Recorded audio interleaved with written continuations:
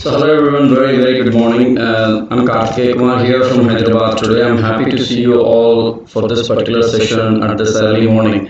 So I'm sure everyone must be very keen to know what is this forensic science all about, because I've been a part of many sessions, been a part of different technologies, and in my last 16 years of journey, as you have seen on the video, I've been interacting with various industry experts on different lines. The reason behind for doing all these activities is that I was always keen to know what are the updated technologies in the market and what technology is used in which particular sector and for what purpose.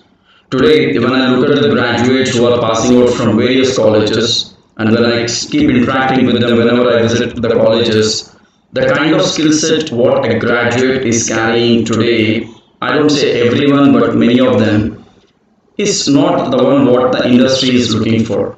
Because when I particularly speak about this particular skill set, it's not about the general programming skill set what everybody is being taught in a college today.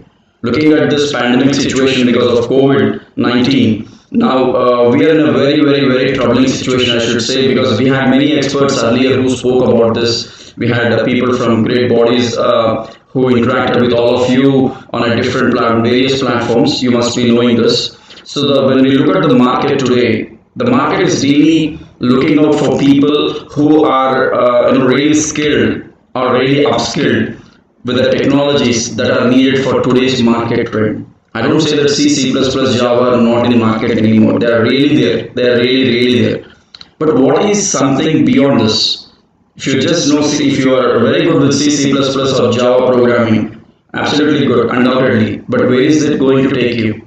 Is this really going to take you somewhere where you are dreaming? Is it really going to help you to get the job that you dreamt about? So many say that no, sir. Because the last again I'm going to be here. So a very good morning. So as I was talking to all of you, as you were seeing, looking at my video, so when I look at different technologies in the market today, when I speak about various technologies, I found forensic science and cybersecurity to be one of the most interesting technology, rather the topic that should be discussed. Because when I speak about this particular topic, so I say that we have a lot of choices that have been coming up in the market today. Rather, I should say that we have been coming up with different technologies. I think that says some echo voice.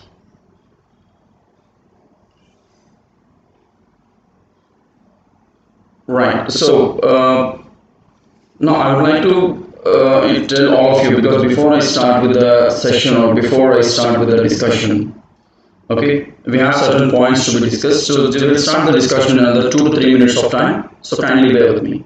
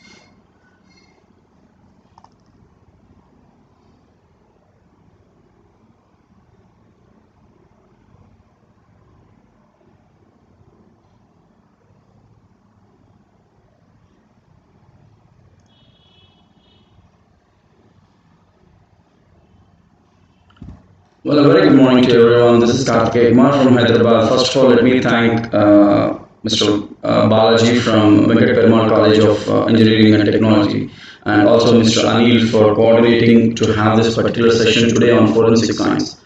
So there is a strong reason why I chose this particular topic today, because there are a lot of topics which I have been talking about since the last 25-30 days over Zoom and various other platforms.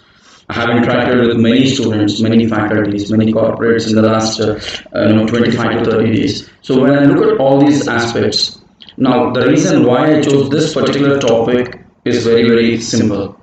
When I look at the industry vertical today, as a consultant HR, as a person who has been there with the industry since 16 years as an HR, now when I look at this particular factor, the kind of graduation that we are getting today, I mean, the kind of people who are graduating today, okay, are really good, undoubtedly, but how many are really skilled as per the market needs? That's the primary question here.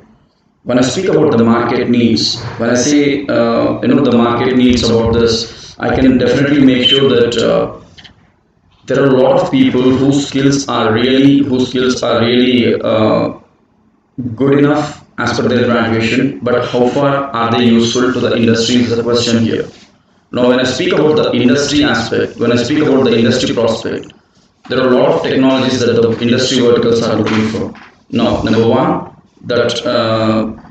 I can say that this is going to be definitely a vertical which will help us to understand, more better in terms of having the next 10 years of career. Okay, so I'm going to start the session. It looks like we are facing some echo issues here. Kindly bear with me. I'm going to carry my headset that should reduce the echo because I'm just sitting in a room which is properly closed enough. Right, just kindly bear with me for a quick 1 minute. I'll get back.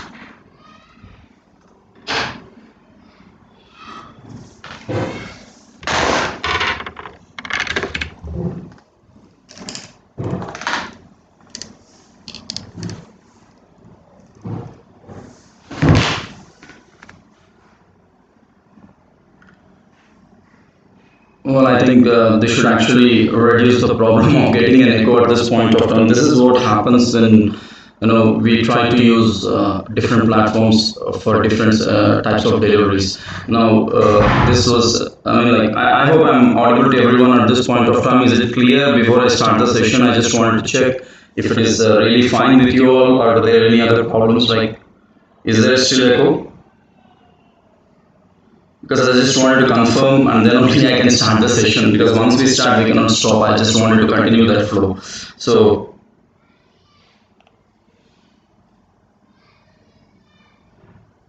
it looks like echo is there. I'm just thinking what exactly is happening.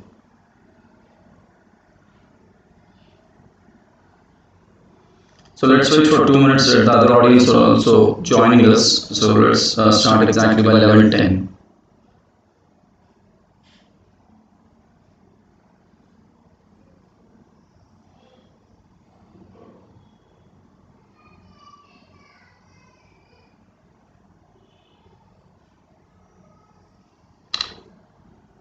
Right, so I'm going to talk to you all about, this session is completely going to help you to understand what exactly is forensic science all about, and how exactly forensic science is going to help you to make a big career out of all these things.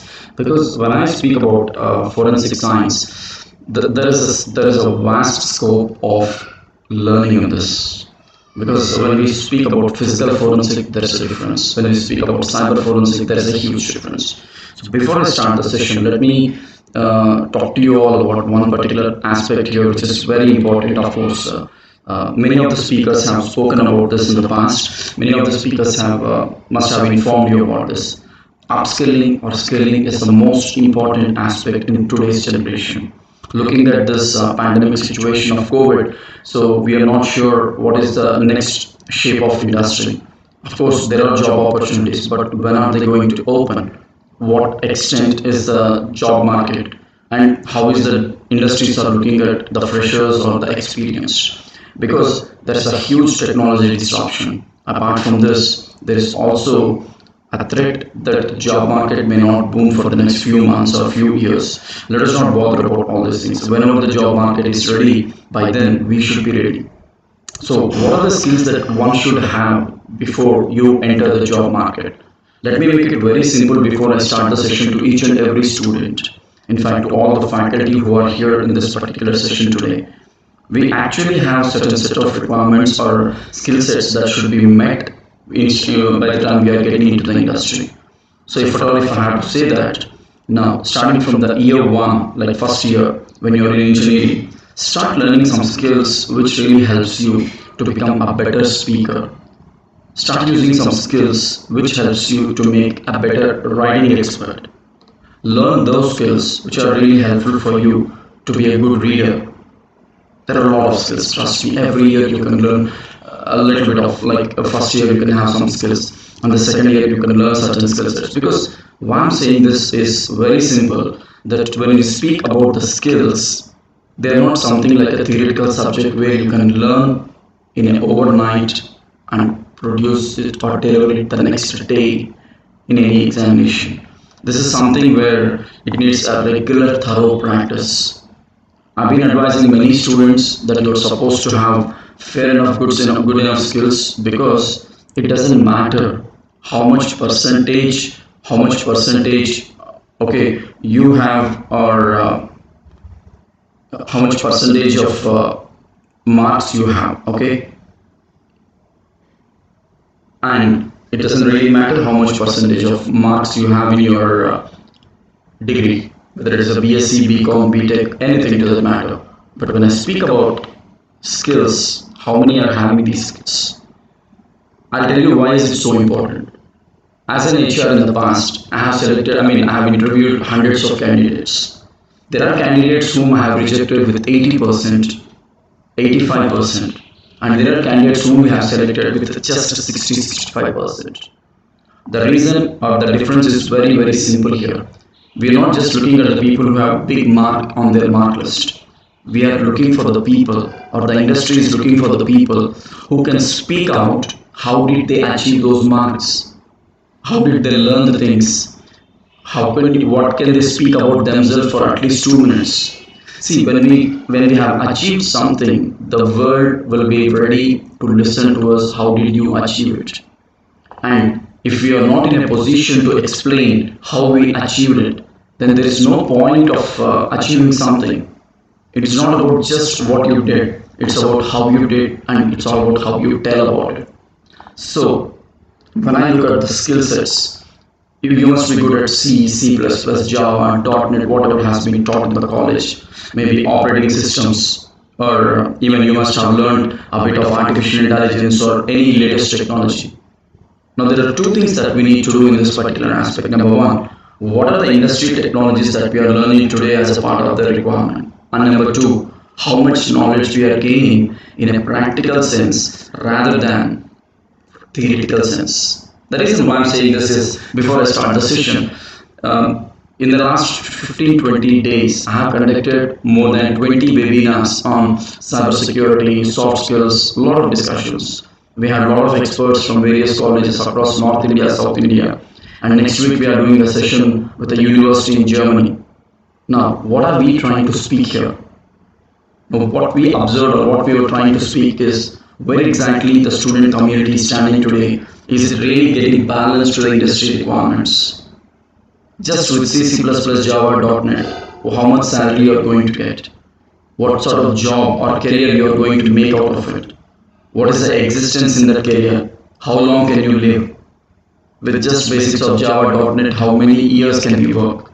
So, in this context, today I thought of discussing with all of you, because my specialization is cybersecurity, and in that I'm more interested towards cyber forensic.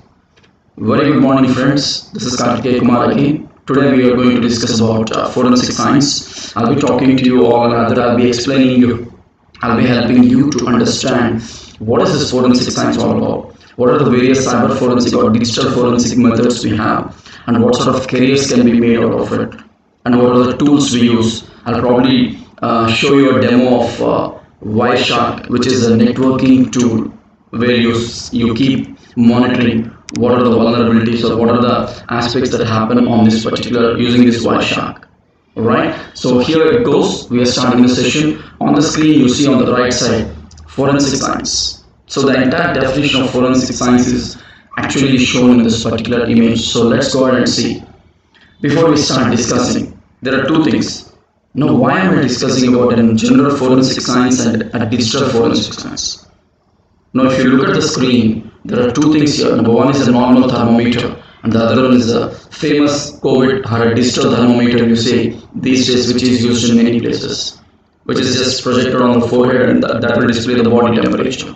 Now, a doctor used to be a normal doctor in general, like where the people visit the hospital in person and get the treatment. During COVID, people started getting virtual treatments. They see the doctor online, they meet the doctor online, they get the medication, everything checked online and get it done. Policing. Police do the physical policing, they stand on the roads, they do traffic management, everything. But when it comes to digital policing, again there are a lot of methods. Investigation, physical investigation methods and digital investigation methods. Lab experts, people have been doing physically, even virtually also a lot of things are happening. Now why is this big difference? Why are we moving from a normal to a digital these days? Because the technology trend is as such where people are really expecting that to have. People are really expecting to make their works ease.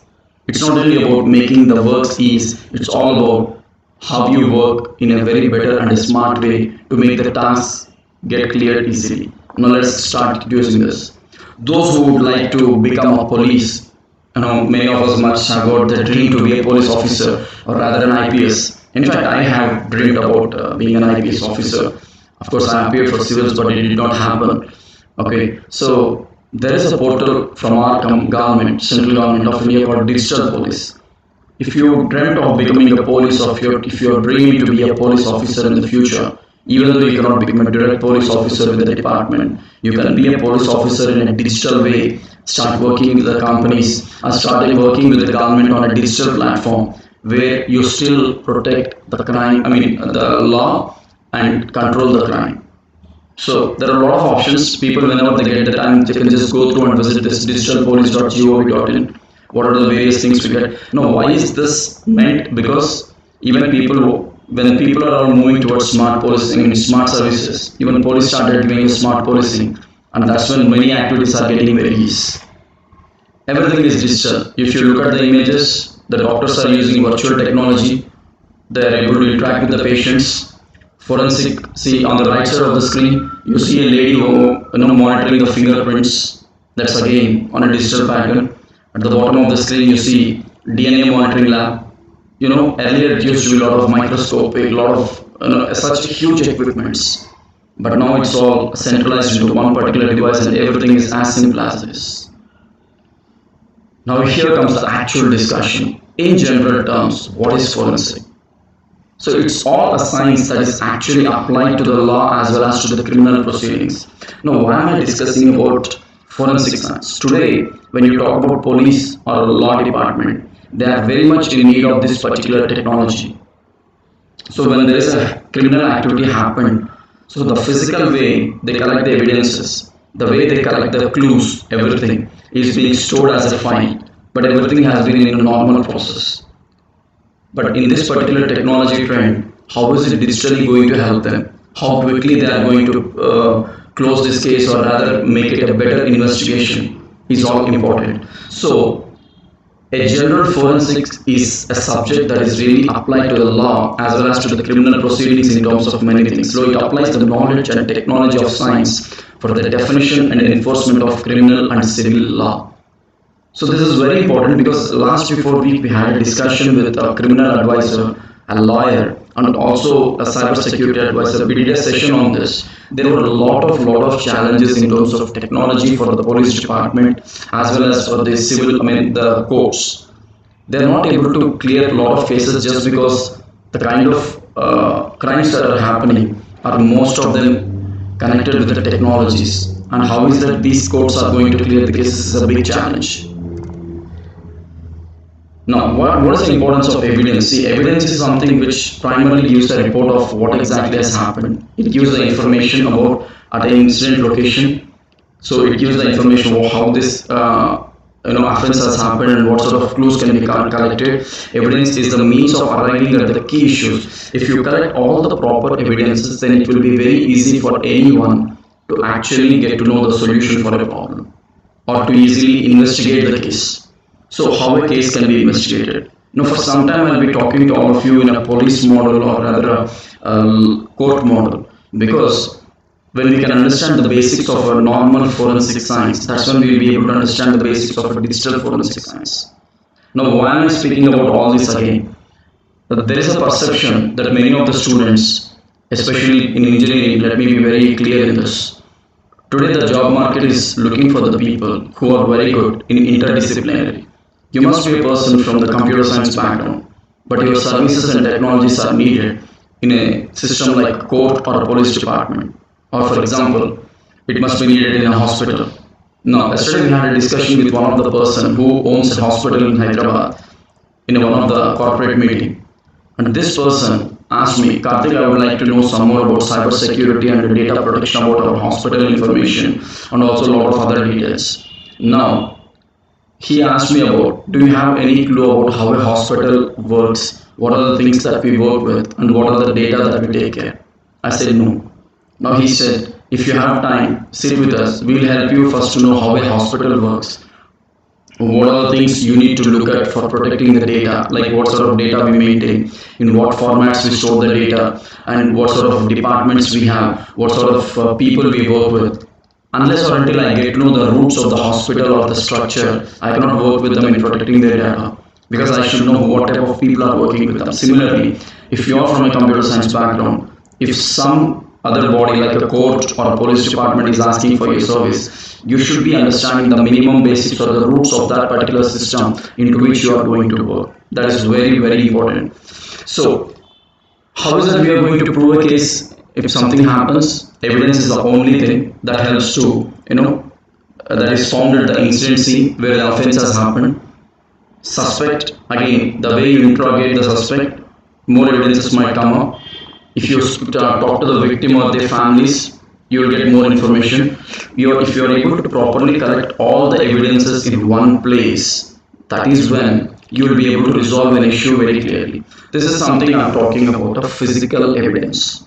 Now, how is this going to be in a digital evidence? That is what we are going to see in the next slides. So what exactly happens in forensic science?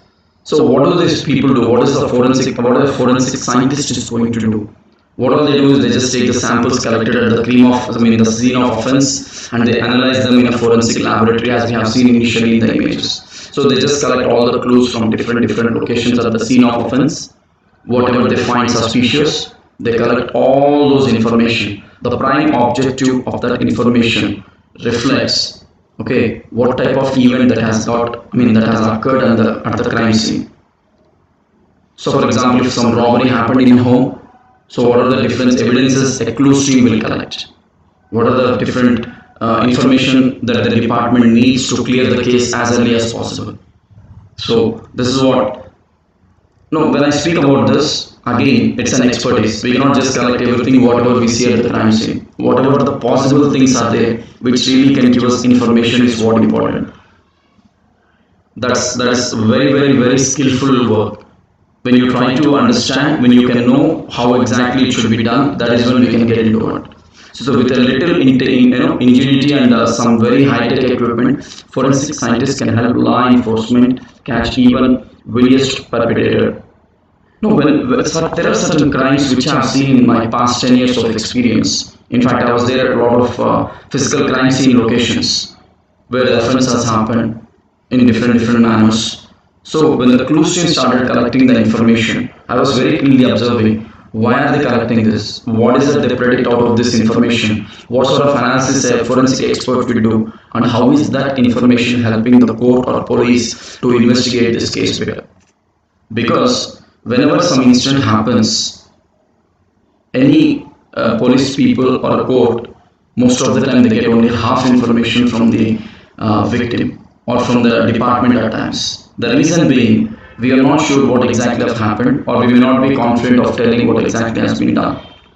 So instead of giving half information or not a clear information, it is always needed to produce a proper full-fledged information in front of the law and the police, so that it will help them to understand the case more better, easier, and in a comfortable way to investigate it and close it as early as possible. So whenever we try to speak something, let us make sure, whenever we try to deliver something, whenever we try to inform something to anyone, this is one of the skill set that is needed. Let us make it very clear, understandable, and catchy to every single person.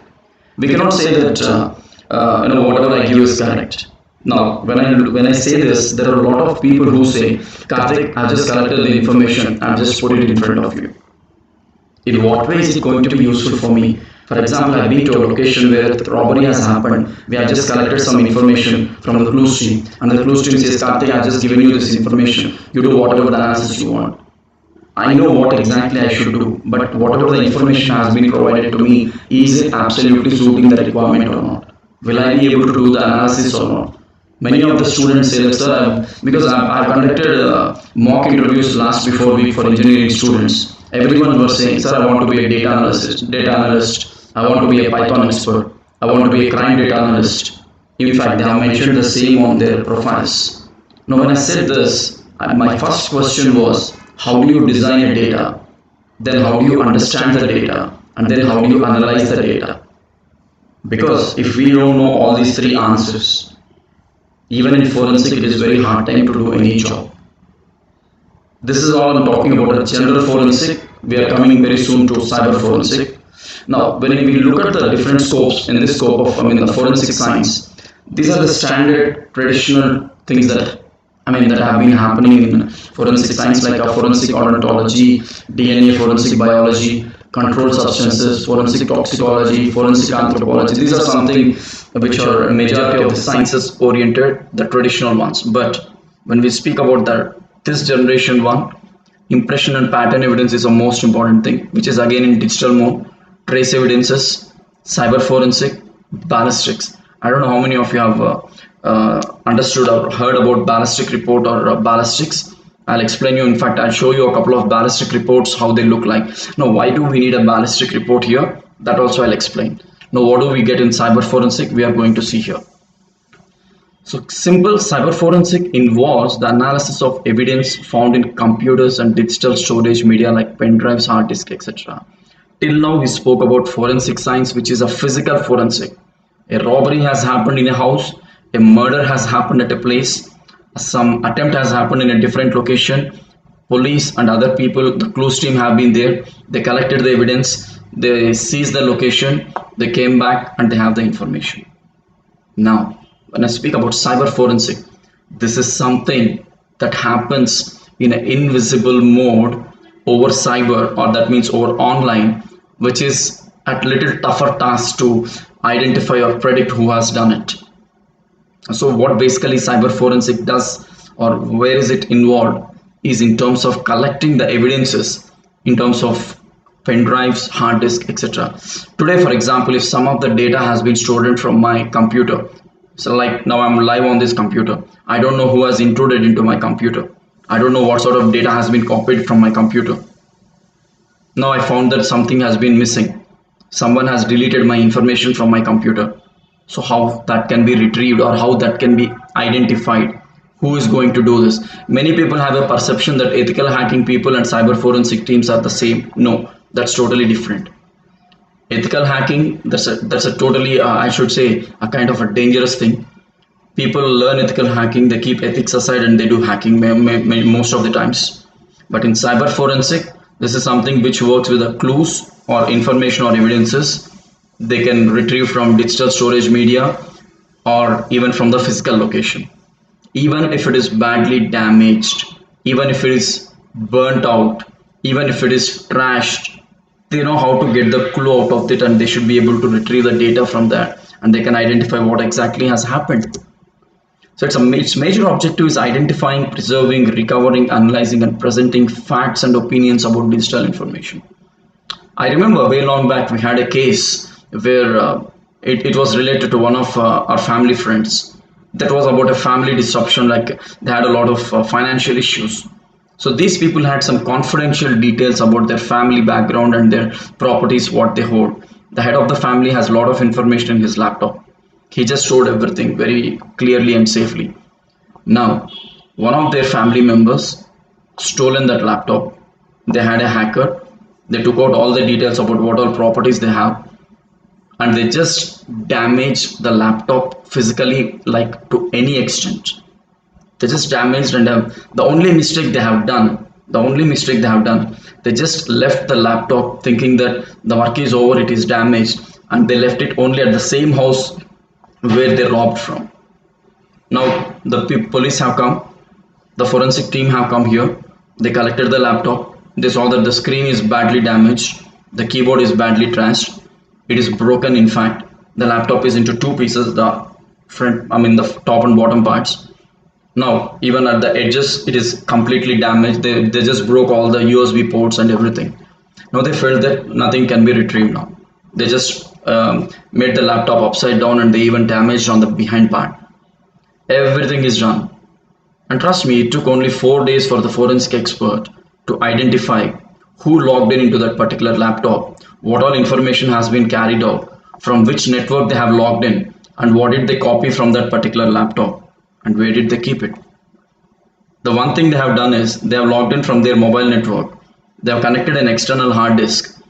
They have transferred the data to someone else in North India, and they have just then damaged everything. Now, these forensic experts, they have collected all this information. They stored it in a special format, and the next week they have submitted to the court. They found that this particular person has done the activity.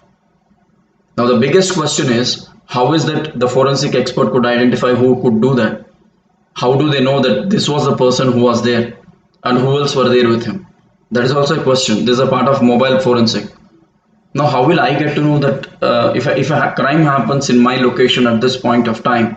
How will police get to know who are all involved or who are all there at that particular crime scene? Now there are simple fundamentals on this, friends. I'll explain you all of this now. Ballistics. Ballistics is a specialized forensic science that deals with the motion, behavior, dynamics, angular movement, and effects of projectiles such as bullets, rockets, missiles, bombs, etc. Many people have a perception that a ballistic report will be done only on guns. No, this is done across rockets, missiles, bombs. Even if you want to understand the projectile of a rocket, how, in what way it is traveling, and if it has failed, what was the reason behind it, what are the various latitudes and longitudes, what sort of information is there, everything can be found out. Let me try to show you one report on this, which is called a ballistic report. Yes, I hope everyone are able to see on the screen here. This is how a basic ballistic report looks like. This is from one of the laboratories who have prepared this ballistic report. Now, what does this ballistic report actually contains? Prepared for whom?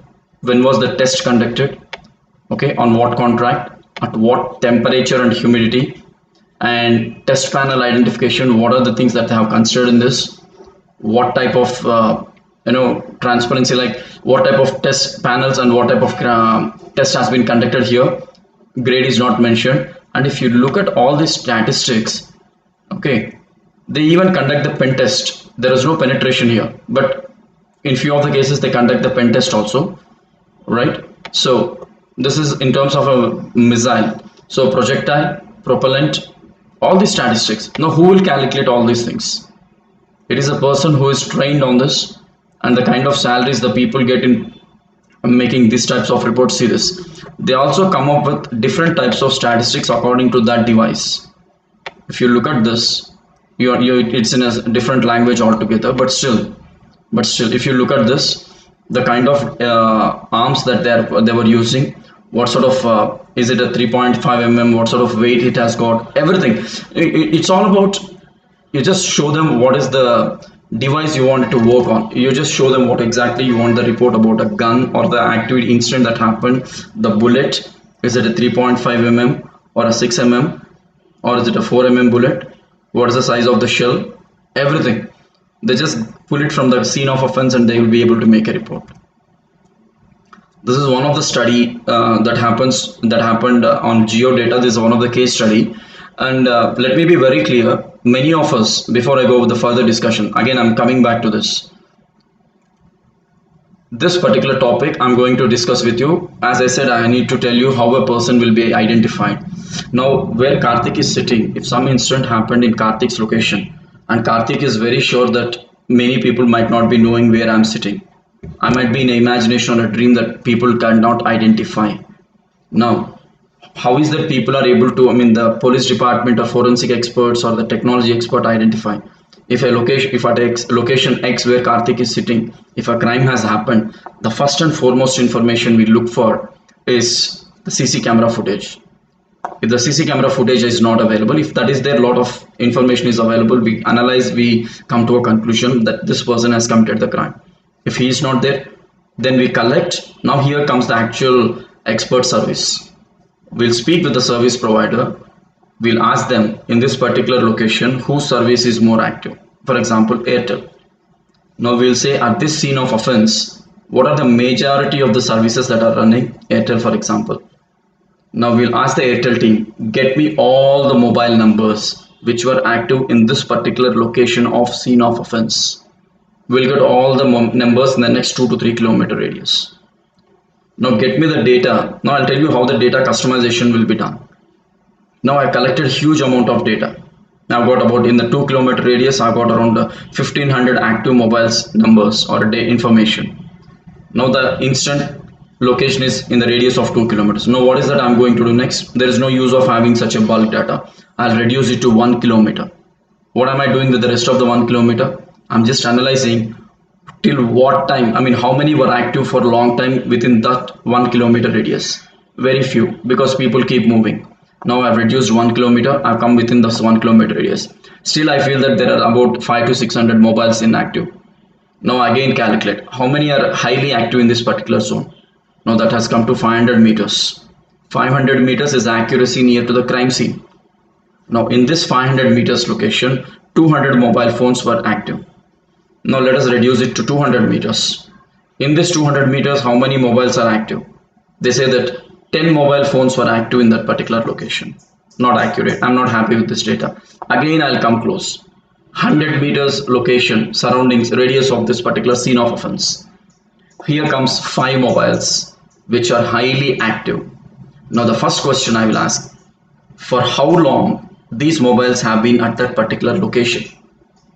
For how long these mobiles have been active? They say that, sir, only 3 mobiles have been there for more than half an hour or 1 hour. What about the rest of the 2? They were just there for 5 minutes, that too not very close to this. They are 50 meters away from this. Now who are these 3 people? We don't know. Are they sure that they are there for more than 1 hour? Yes, sir. So even after the offense, were they there? Yes, sir. Now collect that data. To whom these 3 mobiles belong to? What network they belong to? What were they doing? Okay, what is the relationship with the person who was inside the house, or how are they connected with that scene of offense? This is how a pattern analysis will be done, and this is how you should know how to collect the data, understand the data, analyze the data, and produce the output. Many people do a blunder mistake in understanding the data. This is what happened. And more important thing, we think that the data whatever we submit online or we take into, we produce on social media is not known to many people. Maybe they just see that, but in what way is it going to damage is a big question. Because the reason why I'm telling is, in cyber security, under cyber forensics, cyber security is also a very important aspect, because the kind of photographs we are taking, the kind of tagging we are doing, and the kind of publicity we are looking at is really damaging a lot of people. Now, for example, I'm going out of station. I publish on Facebook that I'm flying to Turkey. I'm flying to Las Vegas with my family. It's a family time. What information are we giving to the people? What information are we giving to the society? That nobody is at home. You can come down. You can take away everything. You must be feeling that it's a status or happiness you're sharing with people, but indirectly you're hinting someone that you can come and use my place. Now, if something happens here, whom does the forensic team question first? Whom does the evidence team question first? Only you. Who did the mistake? Why did you furnish that information? Who asked you to put it over social media? Many of the people, without their knowledge or with their knowledge, they do the mistake, and later part they feel that they did it because the crime has happened and they don't accept it. Now the similar case I'm going to show you. This happened in Russia with an army person. Now he started taking photographs. Basically, I've been at a couple of army places. I've been there in several bases. Now they're not allowed to take photographs or selfies or anything. Now this fellow has taken one photograph as a selfie and he has just added to Instagram account. He just didn't leave it by adding it. He started tagging the people. He started tagging the location. He started tagging whatever the possible data he can share on Instagram. Now everything has been fine. People started liking. Everything went on well. Now what was the threat that came up? Now when he was on duty, this guy moved from this military base to eastern Ukraine and then back to the base. He just traveled from Russia to Ukraine and then back from Ukraine to Russia. Now what is happening here? When this particular person has been moving, he is not moving all alone. Along with him, whatever the tagging he has done, the one who want to do the crime, he is able to get to know his movements, where and all he is moving, which location is he staying, when is he going to make it back.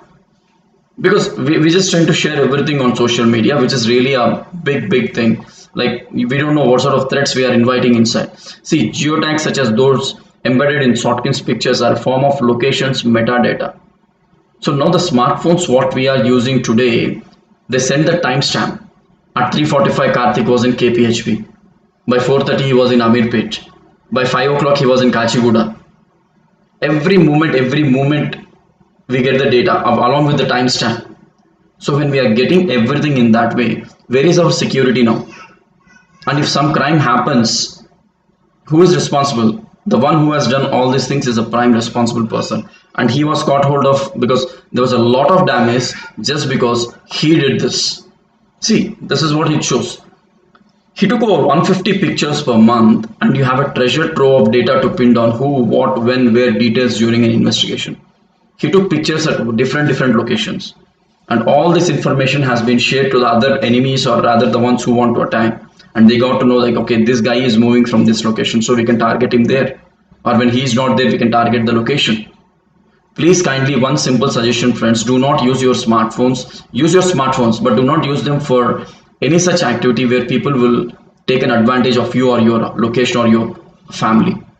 And second thing I would like to inform you before I go with the next discussion, because there are a lot of cybercrime issues I'm going to discuss. In recent days, there was a big trend called photo shoots, out of which the biggest one is photo challenge, saree challenge, hairstyle challenge, dressing challenge. 2 weeks back, we had a discussion with one of the legal advisor. Trust me, there was a company in Bangalore who collected all these saree challenge and dress challenge photographs from different portals, and they have completely modified, morphed them and uploaded those photographs into a website which is a pornography website. And the people who saw them, if I'm not really wrong, this was published in Times of India Bangalore edition. I'll try to share the details. And this was published, and 3 people have attempted a suicide because they got to know that their pictures have been morphed. You take the photograph, you keep it in your phone, but why do we need to share it with everyone? Personal moments. Please be careful when we are using the smartphone. Don't leave a clue to someone who feels like, okay, I have an advantage here that I can do something. Do not let the world know what you are doing every time. Do not let the world know what you are trying to do in every aspect. And moreover, I would like to tell something very important before I go with the actual session further. Cybersecurity, in terms of cybersecurity, ethical hacking, forensic, all these things. I saw many sessions that have been happening where people were trained on this. That's absolutely good. But how many of them are really using it is a question in a proper way. We got hold of people who said they learned ethical hacking, they kept ethics aside and did a lot of hacking. They robbed somewhere around 5 lakh to 6 lakh of rupees of amount. The reason why I'm telling is ethical hacking or forensic is like a weapon. You cannot use a weapon without a proper license. You cannot learn, or even if you learn, you cannot apply it anywhere without proper authentication. Today, if I learn cyber forensic and if I'm using it somewhere, first question people will ask me, where are you working? If I'm working somewhere, it's proud. If not, I'm not working anywhere.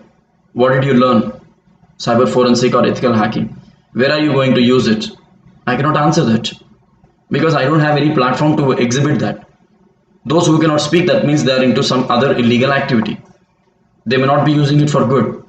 The same if you are working with a multinational company, by knowing just the basics of cybersecurity or forensic or ethical hacking. If someone asks, you can say, I'm working as a cybersecurity specialist or ethical hacking expert with IBM, Tech Mahindra or some other company. What do? We preserve the data, we collect the data, we protect the data of the company. We are like the security for the company's data. That really gives a big thing. The reason why I'm telling is, if you're learning something, make it for a productive purpose. Don't just learn it for some other misusage. When we look at a very basic forensic laboratory or even anything, these are the common things that have been done in any laboratory till now in case of a physical crime. Now what exactly happens in a cyber, we are going to see. So till now we spoke about general forensic, we got to an introduction about cyber forensic. That and all is absolutely fine. Now what is that we are going to do with these forensic, and what careers are we going to make out? Because it's always important to know before you get into something, because when we go to a movie, if we plan to go to movie, we see the reviews. If we are going to someone's house, we get to know who are all there in the house so that we can take some fruits or something. Similarly, if you are joining a college, you take some reviews, you ask some known people, how is this college, how are the faculty, everything. Similarly, if you are getting into cyber forensic, now you should actually know what is the meaning of forensic, where can you use it, what are the advantages of it, what are the various scopes in this forensic apart from the physical forensic, and how is it you can learn out of it. So now it goes here. Everyone have different dreams. Those who wants to be into police, as I said, they can now fulfill it in a highly legal manner. Now trust me, you just try to be a ethical hacking certified expert or a forensic certified expert or a digital forensic or network for. I'm not speaking about entire global forensic. You can be a master in one. You be a network forensic expert, you be a mobile forensic expert, you be a digital forensic expert. Okay, you be an application forensic expert, you be an ethical hacking expert, you be a cybersecurity advisor. If you really could not become a police, you be a technology police where you work with an organization, still be the one who is protecting the law and data. This is very much possible here. So what is that you are supposed to do? How can you get highly paid? How can you say that you are authenticated or authorized to use? How can you be legal in using all these security parameters or applications? Let us see one by one. So the only solution is you become a cybersecurity expert. When I say cybersecurity expert, it is something where you have a lot of things to learn. Unfortunately, many of the people know that when we say cybersecurity expert, the only factor majority of the people speak is, I wanted to be an ethical hacking expert. That's a one word which is heard from many mouths. They say that I wanted to learn this, I wanted to be this, be that, blah blah blah. But why? There are a lot of things in this. You be a cybercrime analyst. You need not be a hacker. You be a cybercrime analyst. You be a cybercrime advisor. You be a digital network analyst. You be a mobile network analyst. You be a mobile forensic analyst. A lot of options. So let us see one by one what exactly you have. Now we'll split this into two things. What is cyber? What are forensic again? And then we'll see all together. Cyber, in general, we say it's an online, a prefix used in a growing number of terms to describe new things that are being made possible by spread of computers. Anything that you do over a computer or a technology device is coming under this cyber category. Forensic, the scientific tests and techniques used in connection with the detection of crime. So now you're using the technology and that old traditional techniques and methodologies that come in together, and that's when you make a big dream come true as a cyber forensic expert. Discipline that combines elements of law and computer science to collect and analyze data from computer systems, mobiles, networks, communication systems, and storage devices in a way that is admissible in a court of law. Now, for example, how this is going to work? If someone comes to me and says, Karthik, my laptop, someone damaged my pen drive or hard disk. Now, my first question, did you use it or did you give it to someone? I gave it to someone. What data was there in it? Some of my personal data. Why did you give it? I thought that he will not damage this. Now, what was he expecting? He was looking out for some other information which he did not find, or rather he copied. So there's a way to probe in this and then pull out the information in a way that it helps us to analyze, understand and clear the case in an easiest manner. In detail, this is what we just have discussed about cyber or computer forensic. This is other way called as cyber forensic is also called as computer forensic. It's an application of forensic science that collects, process and interpret digital evidence to help in criminal investigation. See, interpretation of data is always important. It is being done in various fields. Now, what are the various softwares that we use in data interpretation or data analysis? We have a lot of tools. A general data analysis can be done using Excel, SPSS, or Python. But when it comes to this kind of forensic, there are other tools which can be used to analyze and produce the outcomes, right? So now, number one. So what are the cyber forensic techniques include? Number one, cross-driven analysis that correlates data from multiple hard drives.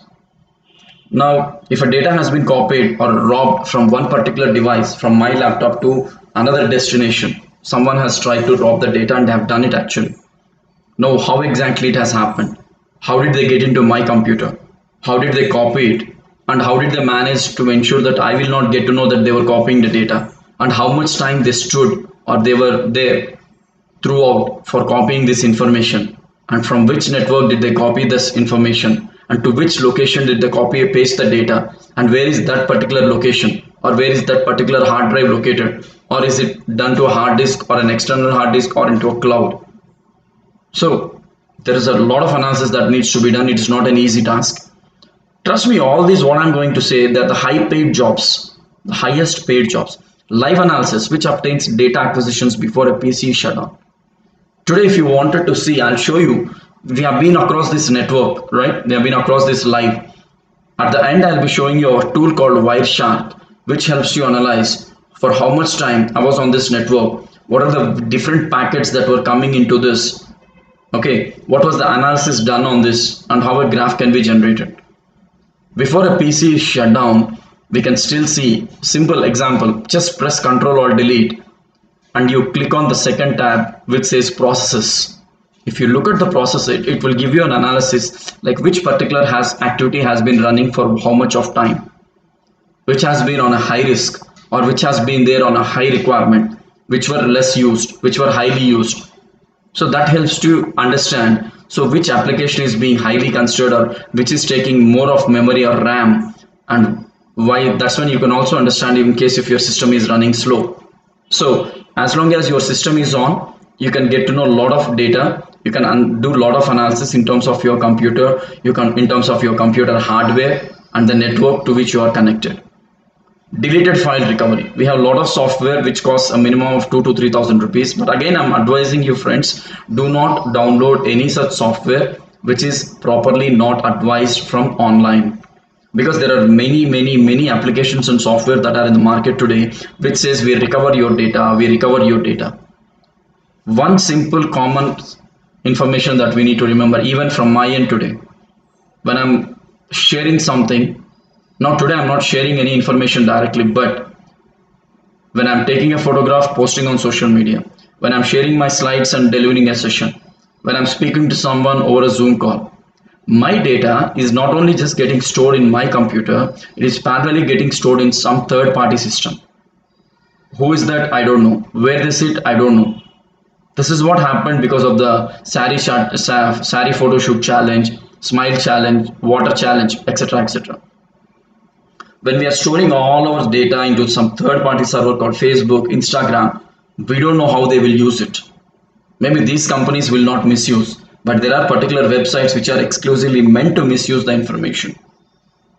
So do not download any such information. If you want to have an application which is for this deleted file recovery, because most of the time the instance happens on our computer, there are certain set of legal applications. You can probably check on Google. I'll try to put it on my personal website, all these details. You can identify what are the legal software that you can download.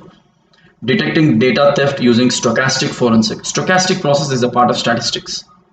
And when I speak about stochastic, even though I'm not a master in statistics, I know that That's a huge subject, and the kind of analysis people have been doing in the field of medicine and in the field of cyber. Because I regularly keep seeing this. My father being a statistician and my wife being a statistician. Now, we see a lot of crime statistics analysis being done by these two people. They keep getting a lot of data from various experts and also from various hospitals. And in fact, the kind of analysis they do, starting from the data designing, data understanding, the data analyzing, and then data producing, and the results, trust me, it is a very big job. And he has published a book on stochastic also, and which was there recently in the market. And I'm not an expert into stochastic forensic, but that is something very huge where you need to have the basic knowledge of statistics in terms of doing this. Concealing a file, message, image, or video with another file using steganography. Lot of techniques. If you get a photograph which is blurred or which is not clear, which has been damaged, there is a method, there is a tool which you can use, RStudio kind of, which you can use to clean that particular image and get the actual real image which is behind that, which was tried to damage, right? So the 5 major standard digital forensic phases, we have 5 phases in this. Number 1 will be policy and procedure development, assessment, acquisition, examination, reporting. If one would like to become a digital forensic expert, we have to make sure you know all these 5. Why? We'll see one by one. Policy and procedure development. Law enforcement and government agencies are hiring experienced cybersecurity experts to draw proper guidelines, policies, and procedures to be followed during computer forensic investigation, because data can be delicate and highly sensitive. Exactly, you need to be the one who prepare the policy, the policies. The government is really looking for experts who can sit with all this minimum knowledge, who can design some guidelines, who can come up with some policies to protect the data. Today, I'm not sure if how many of you have observed or known about this. Every single individual like me, you, and everyone of our data is being sold out in market for a cost of 3,500 rupees. Where is the data security? Our data is really going out into the market. Karthik's number is available across hundreds of banks, hundreds of finance companies, hundreds of ad markets, where every day I get calls. Everyone will get a call. They don't even know your name. They say, we are giving personal loan, would you like to take the loan? If you say yes, may I get your name? How is that they are getting to know about your details? How is that they are getting to know your information? So even though all these policy procedures are in place already, so how is that they are still getting it? How is the law broken there? That is something we don't speak right now, but still, very frequently, every 3-4 months, these experts sit together, they study the market, they study the risks, and they are exclusively paid to modify the guidelines, to prepare the policies, procedures, and ensure the data what a cyber forensic expert is collecting in terms of a crime is highly protective, because it's a sensitive data. So if you're becoming a cyber forensic expert or a cyber security expert, the first career option is you can be a policy and procedure consultant for a courts and police department, or rather the government, in guiding them or advising them, in advising with proper guidelines, procedures, and policies. You can keep this in mind. You can be a good expert or a consultant. Trust me, it makes a lot of money. Evidence assessment. If you want to be into this, what do you need to do? It's a critical part of digital forensic, as it provides a clear understanding of the case details and includes examining hard drives, emails, blah blah blah, and other digital archives for digital evidence linking someone to crime. Now, one of my family member had a problem, so they just there was a call for them. Someone was pranking on the call. They were using some abusive language. They were just trying to bluff the person, and I got to know about this. So I was parallelly on the call. I heard to the recording which was very abusive. Then I heard the call. Now that's when I sat with my team. I started analyzing. Now where from did this call come? Why is he doing it so many times? And what is his intention behind it? Who is this person? What are his identities? All this information has been collected and kept very confidential. So before I go and approach that particular person in terms of this particular crime, I need to do a lot of assessments. Is this really with an intention, or is it a bluffing one, or is it a prank? So what are the platforms he's using? how many mobile numbers he has. So similarly, we have done a lot of things, and finally, when he was on the call, we could catch hold of him, and he was just sent behind the bars. The investigators should also preserve the acquired evidence properly. Nowadays, when we look at this mobile phone, many of us, while handling this, will drop it down, and trust me, it gets damaged everywhere. If you are a normal human being, when we cannot handle our secured smartphone in a proper way, and if we become a cyber forensic expert, trust me how safely you should secure the device. You're not supposed to leave the device anywhere. And let me be very clear for you how the crimes will happen. How the crimes will happen. There was a crime in olden days. I mean, I'm talking about 7 8 years back. There were these crimes. People used to go to shops for recharging. People used to go write their numbers and say, Anna, get this recharged.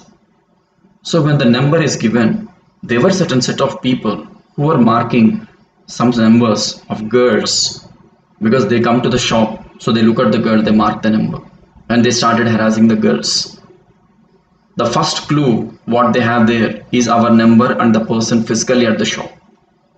So when the crime happened, this was not the first clue for us.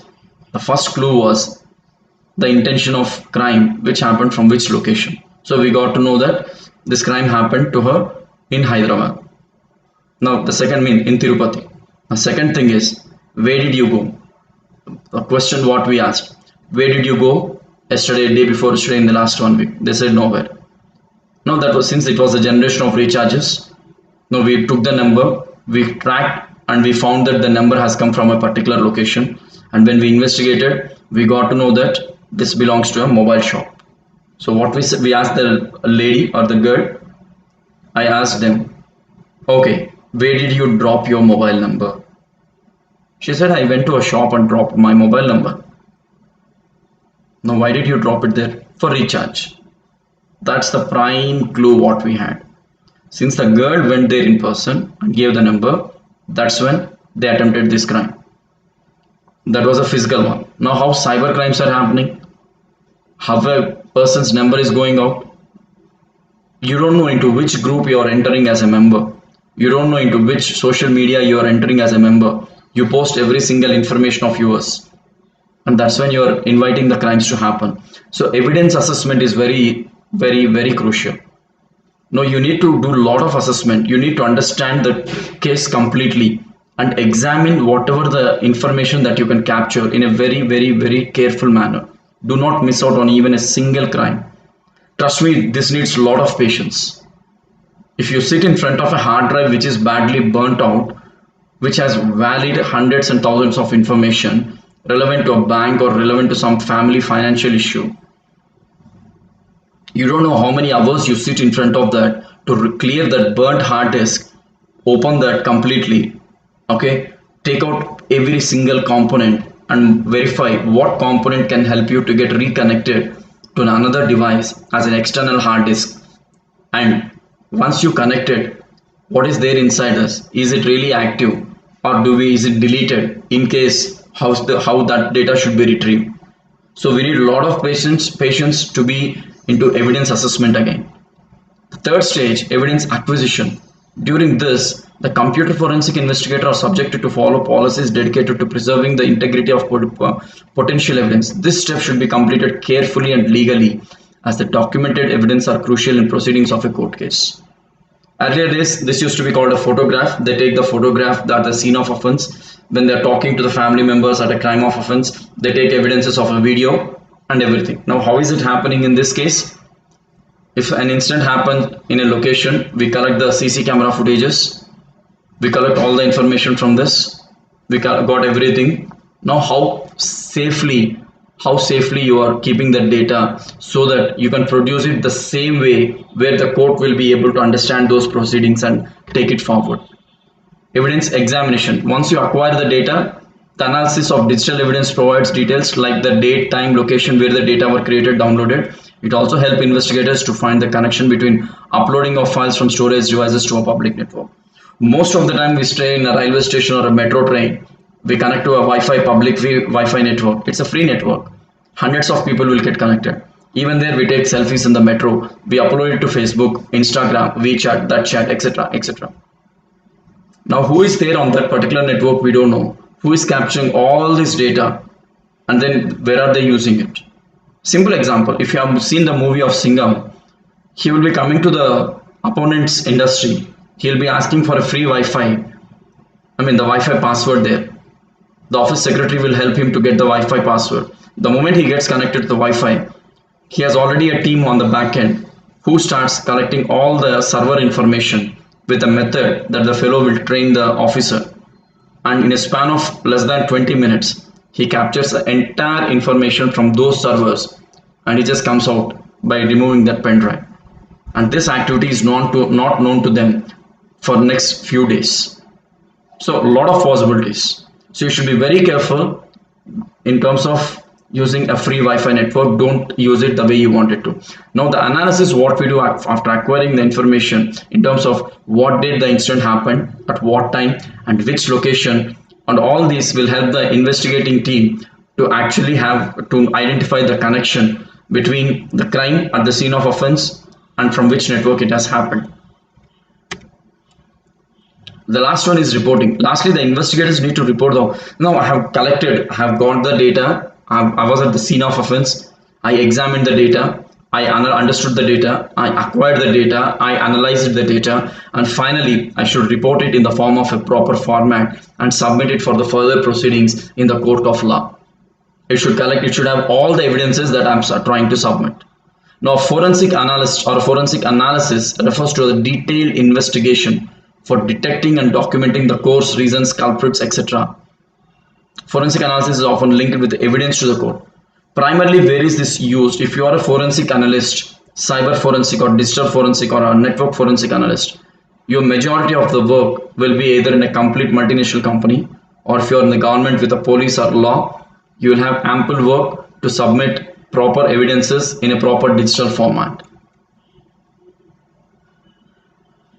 See, overview of malware forensic. Malware is something which we have been listening since many years. So malware forensic has become more significant with the cybercrime community, causing destruction of technology, retail and financial institutions.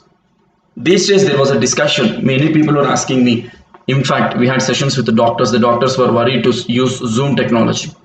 Because 3 months back in Germany, when in a university, a class was conducted using Zoom, and this entire Zoom session was played after a week in a different university with same people.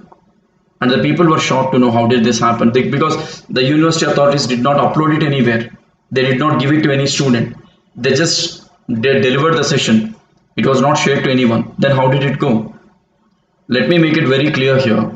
We have a lot of such applications which intrude into our computer and which cannot be seen with our eyes, which are not clearly visible, but still they capture all the information. For example, application security can be done with a lot of antivirus, updated legal antivirus and licensed operating system. Browser security can be done with all the settings being updated and adjusted and monitored.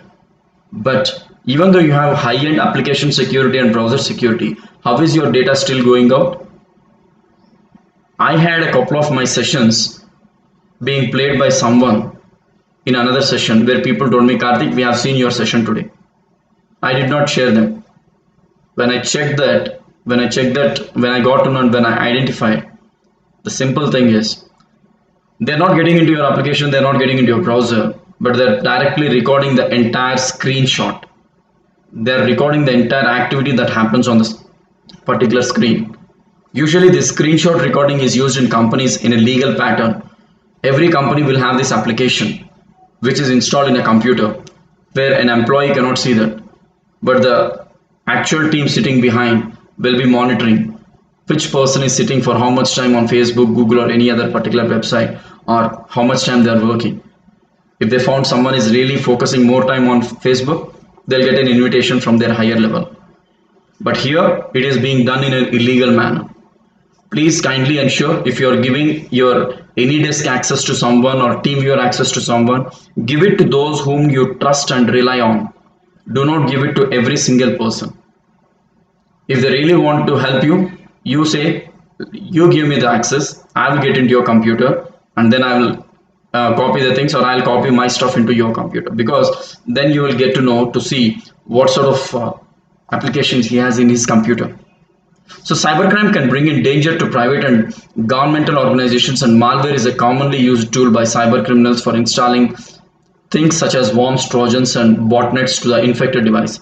Last before week we had a session on cybersecurity where we were practically demonstrating certain things. In that, one person asked me, "Sir, how does a Trojan look like? What sort of damage will a Trojan do?" Trojan is something, we heard the story of a Trojan horse. It is similar to that. This particular Trojan virus is not a small thing. This has been there since many years.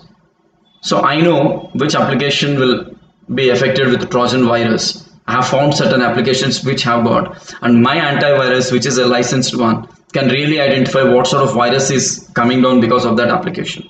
So I found one tool which can bring in Trojan virus to my computer. So I said, okay boss, I'm going to do this at the end of the session, and I'll tell you what will happen. So the entire session has been completed. I told that person and everyone that keep watching, I'm downloading one application, and if I run this application, what is going to happen, I'll tell you. So while I was downloading, they found that my antivirus was prompting me, if you download this, it will harm your computer. There is a virus found called Trojan.TEXD14. Now I still said yes to that. I still said yes. Now this is the first stage. Now the person started saying, sir, don't do that. It will harm your computer. I said, it's fine, no problem, let it be. Now I downloaded that Trojan. Now the last statement I told them, now if I execute this file, you will not be able to see me, you will not be able to listen to me, because the moment I run this, I don't know what happens to my computer. So they said no, but I still said I'll show you. Now what I did, before I run that program, I made everyone to get out of that particular login. I switched to my other laptop from desktop. This was done on desktop. I switched to my laptop. I opened the Zoom. I made everything ready. I kept the camera ready on my laptop. Now I projected the camera towards the desktop so that every participant could see that. When I executed the program, in between the installation, there was an error. I said okay. Immediately my system got shut down. My system did not execute anymore. I turned on the system. It said, your system cannot be turned on. Diagnose portal. It came to a diagnose portal. I ran the diagnostics. It did not work. I tried a couple of times. I tried safe mode. It did not work. Finally, I got to know that my system has been completely damaged by Trojan. So what happened to my computer? It's not just the operating system has gone. So I went into the booting options. I checked the drive devices. Every device was there earlier. Now there was only one device detected, and the entire data from other partitions is also deleted. Even partitions were not there. That much damage has happened to my computer. Of course, I know how to bring it back, so I could bring it back in 2 days, and the rest of all my data is safe on my computer. So it's like Trojans, worms. When you're getting this kind of virus, you will see a small insect crawling on your side screen. It really crawls on the left side of your screen. That means you should understand it's not a screensaver. It is a kind of virus that's already there in your computer. So this is one threat. Now we have different tools that we use for this. So forensic tools, different techniques and tools that we can use. Digital forensic is something.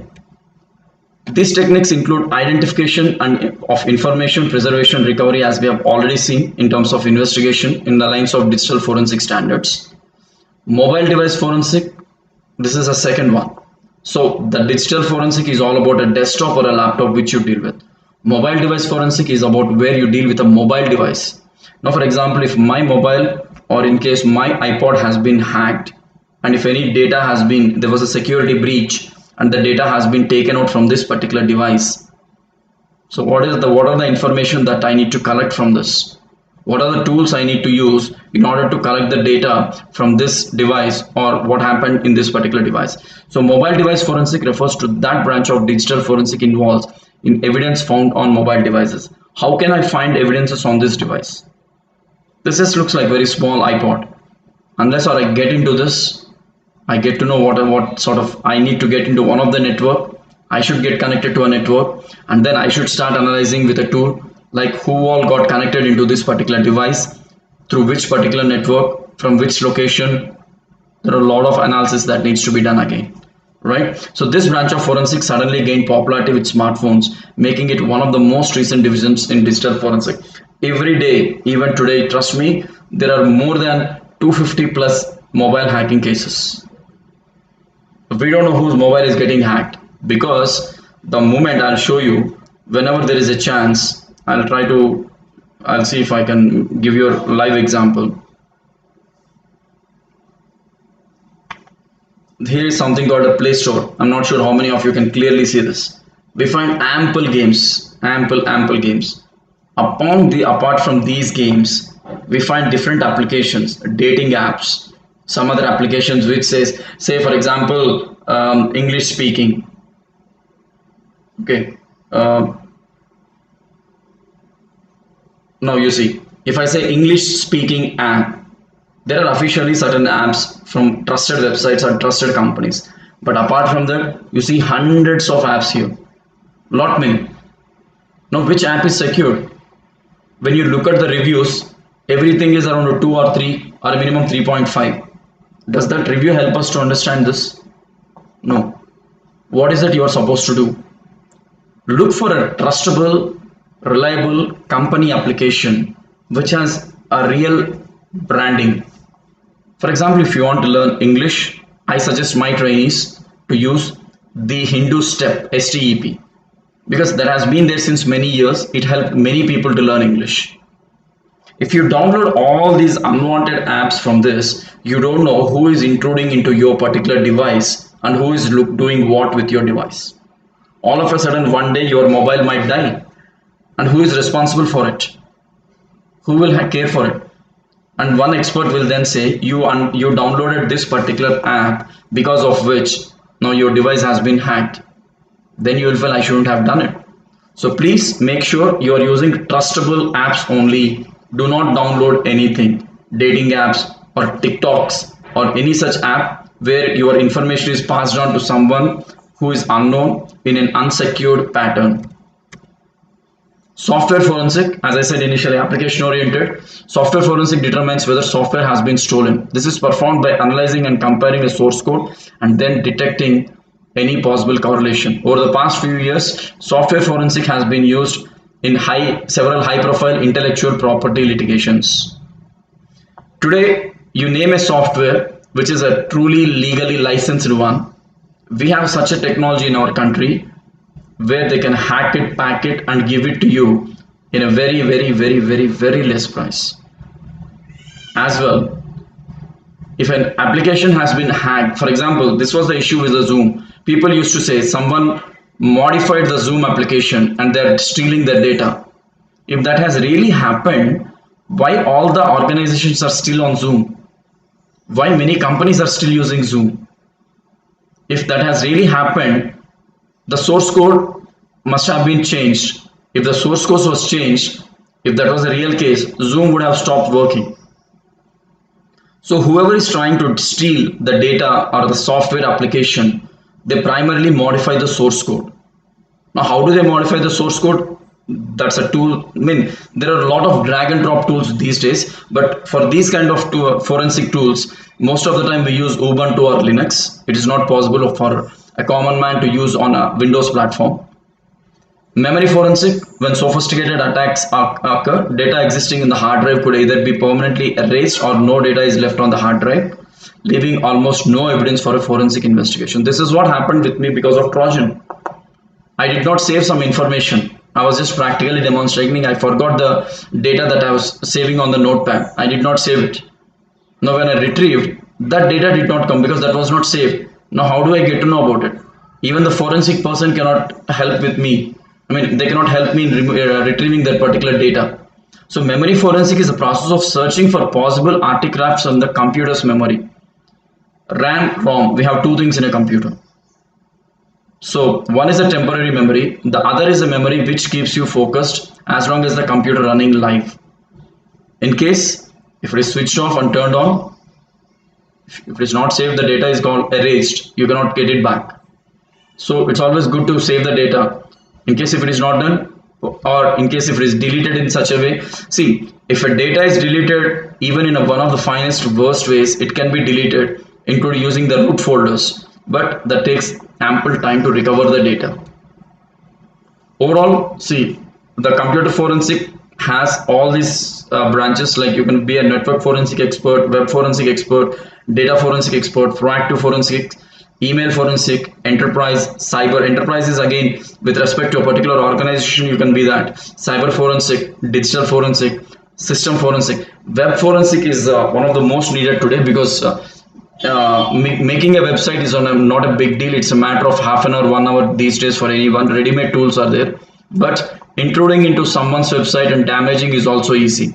Now, what are the tools that you need to know to be a web forensic expert, to analyze, understand and interpret the data in terms of that web hacking? How did the damage happen on that particular website? We have been seeing a lot of universities getting hacked, a lot of organizations getting hacked, their websites, I mean to say. The students getting into their websites, modifying the data. How is that they're able to do? That means the framework that the website framework that the organization is maintaining is not that really strong. When your framework is really strong, nobody can intrude into your web server. So that is very important here. So what are the phases we do? Identification phase, where you collect the evidences, you check the evidences. The second will be acquisition phase. Once you acquire the information of the with that evidence, you will make up and you will back up the entire data with the forensic team, like you keep everything ready. Analyze phase, once you keep everything ready, you examine the evidences very closely. Like for example, I give the laptop saying like someone robbed the data, so you examine the data including the fingerprints. Is it only me who used this, or who else has used this? Apart from that, what are the devices that got connected? All these things. In case if some data is deleted, what sort of data, how is it deleted, from which network, how much time they were there on the system, all these things will be retrieved. And reporting phase. Now when I say about evidence examination or analysis, it's very crucial stage where one has to be very patient enough in understanding this. For example, many of the youngsters doesn't know, when they start working with the companies, even though during the induction they mention this, the people neglect. So after joining the company, by fate or luck, luckily Google will work for them in few companies. So they will open some information on Google. Now, what information have you opened is clearly found by the networking team, the team who sits inside, not the networking team who connects the RJ45, not that networking team who checks whether a computer is getting internet or not. This is a network forensic expert team who sits in a company as a chief information security officer. They keep getting updates, who is browsing which website, who is browsing what information. In case if you connect the pen drive, automatically a pop-up comes at that particular system to the CIO or CISO or his team saying Karthik has just plugged in a pen drive or an external USB device into this particular computer. Now immediately you will get an email asking you to meet them in person. Why did you connect this? What is the work? What are you trying to collect from office to home? Why do you want to copy the data? You know, a lot of questions we need to answer. So this is the job of a forensic expert in a company. If you're looking to become a chief information security officer or get into the team as a network forensic expert, digital forensic expert, system forensic expert, or software application forensic expert, every moment you work like a spy and you collect all the details and submit the evidences. What is the main goal of computer forensic? It's not just about to find the criminal, but also to find out the evidences and the presentation of evidence in a proper manner. Simple. It's not just needed. If you know how to drive a car, it's not just easy. Even if you know, it's all important how rightly you know to drive a car. If you are able to speak, it's not just enough. How rightly you are able to speak is very important. At the end, when we look at the cybercrime, this is what happens. Cybercrime occurs when information technology is used to commit an offense. Criminal activities carried out by means of computers or internet. These days, if you look at the statistics of cyber crimes, they are more than physical crimes. One of my relative, he also got, he's my cousin. He got affected by OLX fraud and they lost 40K, 40,000 in a span of 2 minutes. That was a small mistake this fellow has done, and they have done it. What are the things that you see? Breach of computer security, fraud, copyright violations, identity theft, narcotic investigation. Narcotic is a very, very serious thing. I mean, like, I've seen it lively.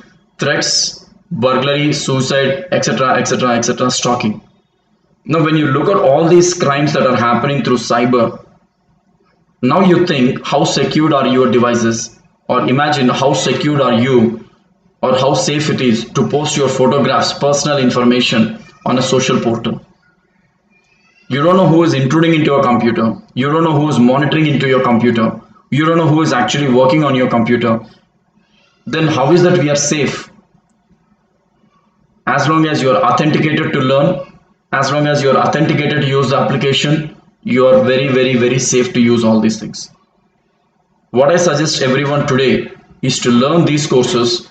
Make sure that you are a part of such digital policing team where you learn cyber forensic, cyber security expert methods, and then be a part of that team where you learn the things in a very better way. So any data that is recorded or preserved or any medium in or by a computer system or that's other similar device that can be read or understood by a person or a computer system or other similar device. Today I just need I say that from this particular iPod, I have some crucial photographs which have been stolen by someone. I'll tell you a small example how this incident has happened. Now, this particular phone, what I'm using, this has a facial recognition. This has a facial recognition. Now, when this has a facial recognition, one of my relative's son, a small kid, 4 years old, he said, "Uncle, I wanted to play with your phone. I need to download some games." I said, "No, beta, I cannot give you my phone because I know what it has." So he said, "Okay." And he tried when I was sleeping. So he got to know that there is a passcode and there is a security feature. The mistake what I have done is I have included the passcode. I have also included the face recognition. So after 1 hour time, when I was badly sleeping, he came to me. He woke me up. Without his knowledge, he just kept the phone in front of me and said, "Uncle, how do you enter this passcode?" I widely opened the eyes and said, "I'm not giving you this phone. You just keep it there because I'm sleeping." If I would have taken that phone, that would have been different. So I've just said that because it was right in front of me. I was saying, okay, he is not getting the passcode. He will not open the phone. In that sleepy mode, I left it. When I woke up, I saw that he is playing with my phone. How was that possible? Artificial intelligence. The face was recognized by the phone and he found that okay. And he told me, "Uncle, when you woke up, I just kept your phone and the phone got unlocked." Whatever the technology we are finding today in the market, my dear friends, at the end I wanted to tell you a few points. The reason many of the experts have been doing sessions on ethical hacking, but very few people are doing sessions on cyber forensic. The reason being, we have a lot of technologies in market today. I can be an ethical hacking expert, forensic expert using artificial intelligence, AWS. Okay, I can be with even I can write a basic programming in forensic using for ethical hacking to hack a computer using C, C++ or Java. I can do all these things, but technology usage, to what extent we are correctly using it. Today you see a lot of robots directly helping the hospitals. Today you see a lot of technologies that are being helping the people in terms of drones to analyze and collect a lot of details. But when it comes to devices, how many of us are very securely using it? How many of us have antivirus on our mobiles? How many of us are protecting this from various malware? How many of you are protecting your desktops, laptops, computers, tablets? This is more important. I'll show you certain tools here before I go with Wireshark. So cybercrime occurs when information technology is used to commit an offense and criminal activities in means of computers. What are the digital evidences? Now you started collecting evidences physically. Digitally, what are the evidences we have? Persistent data, meaning data that remains intact with the computer is turned off. Example, hard disk drives and removable. So for example, if I connect this disk or a pen drive to my laptop, once I switch it off and again switch it on, still the data is there in it. Still I'll be able to see the data. It's not getting erased. it is in my flash drive or a pen drive or hard disk. Even if the computer is turned off, it is not getting erased. Volatile data, data that would be lost if the computer is turned off. Now, I'll show you that image also now in some time. I'll show you that image. Just give me 1 minute. See, when you look at this particular image here, when you see on the screen, I'll show it in a bigger mode. You see a lot of statistics on the information scrolling here. Or let me make it this way here. I'm just trying to show you a process that happens. If I'm not wrong, you'll be able to see whatever I'm trying to do. I'm getting onto the task manager to show you a process, how it works. See, I'm getting onto task manager here.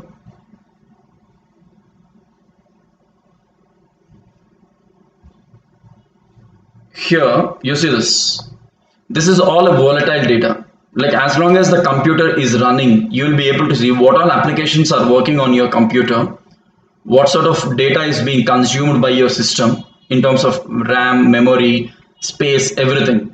So I've been there on any disk since a long time. It has taken 22 MB of memory. I've been there on Google Chrome since yesterday. Till now it has consumed 250.9 MB. Like this, lot of data is seen over here. I can see the performance of this. See this data? All this information I can see now. But the moment I restart the computer, I'll not be able to see the same data. This is volatile. That means once the device is completely turned off, that is when we'll not be able to see. It is not a permanent data. It is an erasable data. Now when I'm like this, okay, if something happens, some breach happens, I may not be able to get to know. But a real-time cybersecurity expert or a forensic expert will be able to know using these timestamps what has happened. I will be again able to see whatever the performances have been done till now. Rules of evidences, there are certain rules: admissible, authentic, complete, no tunnel vision, reliable and believable. So admissible is like must be able to be used in the court or elsewhere. So that means it should be in a format, a predefined format where court will be able to see that in that particular format only. Authentication or authentic is evidence relates to instance in a relevant way. When I'm talking about cyber forensic, I should speak about cyber forensic. I cannot get into AI and start there, right? So be relevant. Whatever the incident has happened, submit the evidence which is really evident, relevant to that particular case. If a murder has happened and if a mobile device is found in that particular location, submit the data in relevance to these two. Do not bring in someone who is nowhere related to that case and then try to including him into this. Submit some relevant data first where the basic understanding can be done. Complete. Exculpatory evidence for alternative suspects. Apart from this, if any other. Now as I said, if someone else is involved, now get him in. Reliable. No question about authenticity or veracity. Now believable, clear, easy to understand and believable by a jury. Now whatever the evidences we submit to a court or a law or to the department, they should be very, very, very, very close and intact and very clear. So Karthik has collected these details. What did he do? He went to the scene of offense. He collected the laptop. He collected the information about the network. Whatever the time the laptop was connected, he found that whoever got connected over the network with that particular laptop, then who picked the laptop, where was the laptop dropped, what was done on that particular laptop, and what sort of damage has happened, and how data can be retrieved or what cannot be retrieved also should be given. There are certain situations where data cannot be retrieved if it is a brutal damage. So even that should be mentioned, and all these in a defined format should be submitted to the court of law, and that really helps us, the court to clear the cases easily. Where are the evidences found? Now for example, if you say that I have used WhatsApp, have chatted with a girl and deleted all their photographs or data or everything. Say for example this has been done. So you think that one will say, okay, now everything is clear, nobody can identify. We have certain applications. Give you a phone, let the application use the phone for hardly half an hour, 1 hour time. We'll pull out the entire history of whatever discussions have happened. Internet history. Managing the history. If you open the history, you'll be able to see whatever the sites you have browsed, at what time, for how much time, temporary internet files, unallocated spaces, we have seen just now. Personal chat rooms. Earlier there used to be chat messengers, Yahoo Messenger, right? News groups. Even now we have a lot of chat rooms. Unfortunately, there were certain chat rooms that were created in New Delhi recently, where boys' room, the young boys who were just in 10 plus 2 or beyond that, they created chat rooms and they just did a lot of brutal activities there, analyzing, understanding how a girl can be raped or what sort of damage can be done to a girl. And one mistake they have done is they created this room on Instagram and they were inviting people. So one of the secret intelligence team, they got into that room, they came to know about it, and that's when they captured. So let me make it very simple. You don't know who is spying on you from which end. You don't know which network is spying you. Today there is a huge intelligence that is running on cyber. All these, whatever you see on the screen, settings, photo structures, file names, file data. Now, whatever we are trying to see on the cyber, it is being monitored by a digital team officially by the government of India. If if you observe recently in Tamil Nadu, there were a lot of people who were arrested during COVID time who were watching most of the time who were there on pornography sites. How did these people get to know? That means there is a tool which helps these people to understand using certain set of keywords and SQL codes that okay, this site has been opened or this particular keywords have been found on Google. Let me get all the details of the people who typed this, who are all active, who are all for how much time, and get me their statistics. Chalo, catch hold of them. It's very simple. Everything can be found out. Only thing is we are not aware of it. Software or hardware added. Now, when you open certain websites over Google Chrome, it will prompt you add this particular extension to your website, which will protect your which will protect your browser. If you go and add that particular extension, it will create another browser like Google Chrome, which looks blue in color, which is actually not a secured one. So do not add unwanted extensions, whatever you see on the browser page. Do not download unwanted applications, whatever you see on a Play Store or even on Google, because you are allowing a third party to intrude. File sharing ability, as I just said, if you wanted to be into you want to share your system to someone, until you trust them completely, you don't share. If not, you ask them to give the share code and you get into their computer, check their computer, and then only you copy the information. You have the ability or you have the right to do that. Emails, do not respond to any such emails. Many people have got cheated, like emails on jobs, emails on lotteries, emails on money. On Facebook, we see just drop in your name and mobile number, we'll send you 10,000 millions. Who is he going to go give you 10,000 millions? After that, you'll get an email asking for your bank information. Now, if this fraud happens, it's a big work for the evidences team, the forensic team.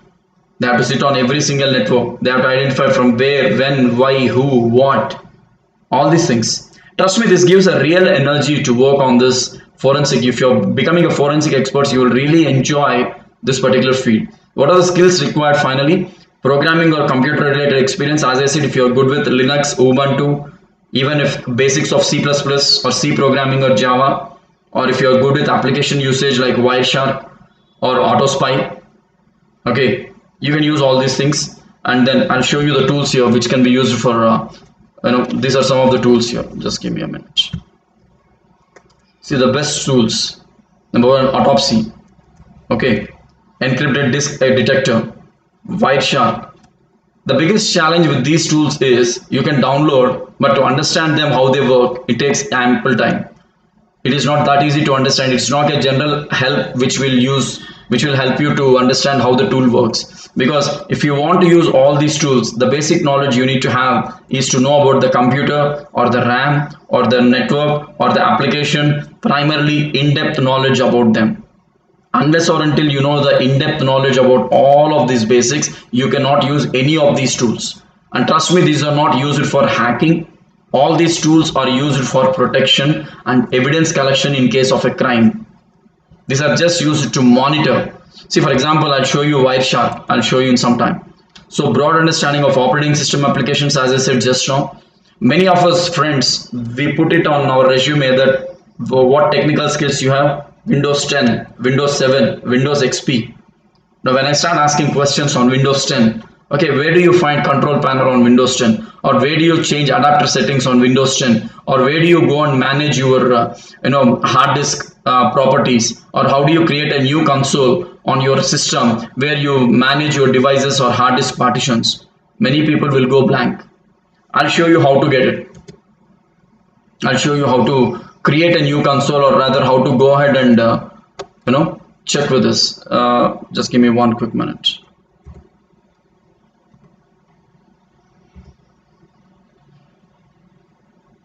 Now under this, if you type MMC, you see this, what is going to happen. I'm really sorry, this is Windows 10 I'm using, and this really works very slower with just a 4 GB RAM. Now this is MMC command, right? Now I'm going to open this particular command. I hope everyone are able to see this. Now it will ask for a permission. You want to allow this? Yes, allow. When I say allow, now here comes the screen for MMC console. This is a very general console. A console is like, console and means it's an output screen. What you see, the screen on which you see the results is console. Now what I do here, right click on the console, new window from here. I got another new window. Now I'll go to the file, add or remove snap-in. What is that I wanted to have on this particular console? I'm trying to show here. Now I say I would like to work on device manager. I wanted to create a new console and see what are the devices I have and how am I able to manage them. Now I got it here. You see I added the device manager and I came here. When I click on the device manager, who will do this? When you're creating the operating system, when you're into investigating something, that's when we'll be able to go with this apart from the existing one. Now these are the devices that are available on my particular computer. When I say display adapters, I have got the drivers here. Now this is something which I have done through a console option. See what action to be taken. Now usually why do you use this tool? When you are not able to use your drivers properly, when you are able to update, when you need to update your drivers, that's when you go to the manage drivers option. Now what action to be done? Scan for hardware changes, devices and printers, add legacy hardware, view devices in what mode, all these things you see. Now if I say keyboard, now let me just try to manipulate with something. Yeah, I have this soft hand text, software devices. See, you see here I've added my Amazon Fire Stick. Now I'll click on this. I can say update the driver or disable this device. If I disable this device, I'll not be able to project this screen onto my computer, or I'll not be able to plug in Amazon Fire Stick on my system and then use Amazon Fire Stick for seeing anything, right? So I'll close this. This is a console way. In general, where do you find this option? In one of the interviews last week, one person said, I would like to get into cyber security, sir. I'm very good with computer knowledge. Then I asked him, how do you find the, how do you get to know what operating system you have, how much RAM you have, what is the processor speed you have on your computer? He took time for about 6 to 8 minutes. He could not speak out. And he's from BTech Computer Science. Sorry to say this. I don't say everyone, but many are like that, because that's what he mentioned on his resume. Now, if you want to know, first of all, what is the operating system you have on your computer, just go open your Windows Explorer, right click on this PC and say properties. Now you see that my computer is having all this, how much processor, memory, blah, blah, blah, lot of information, right?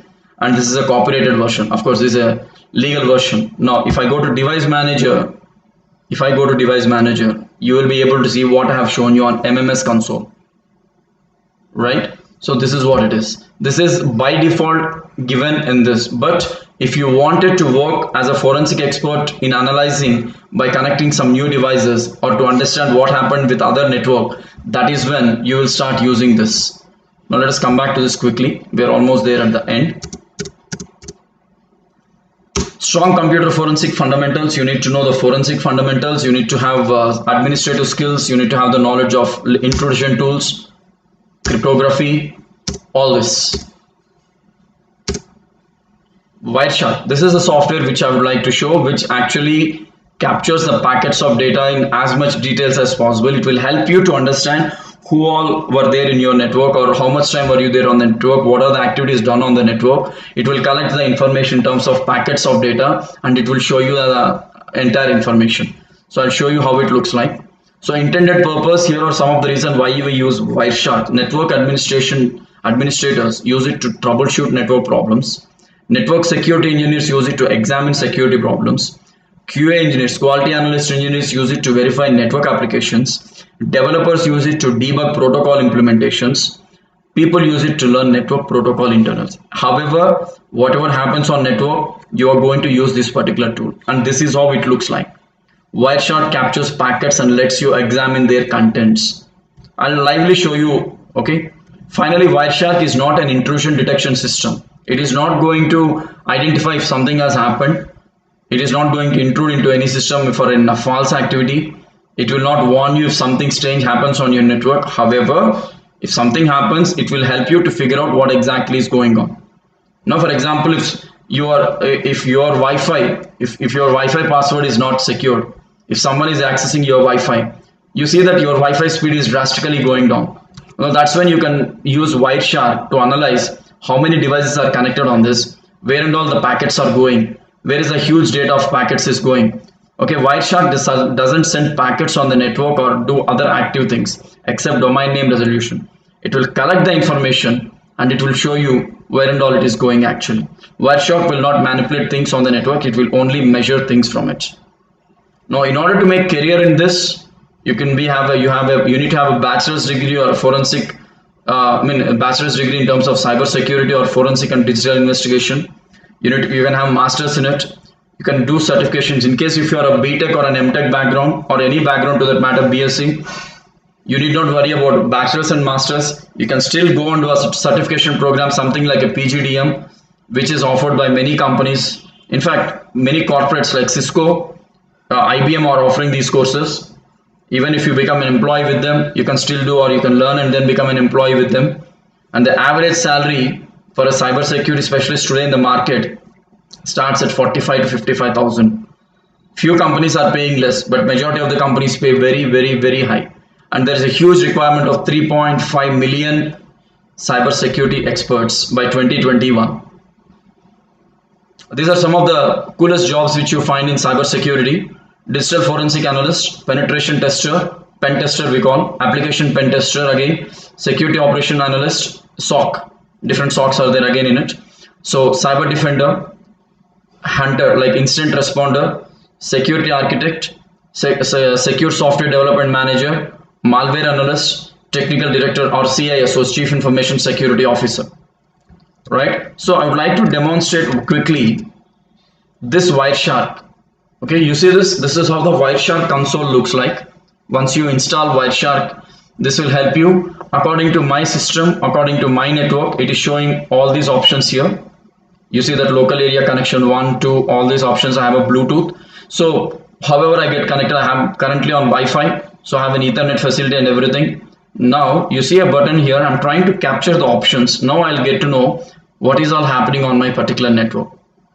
Now if I start this, I can stop it at any point of time to whatever the time I need. Now for example, I click this. What do you want to? I'm on my Wi-Fi. Start. Let's see what is going to happen here. See this. You see?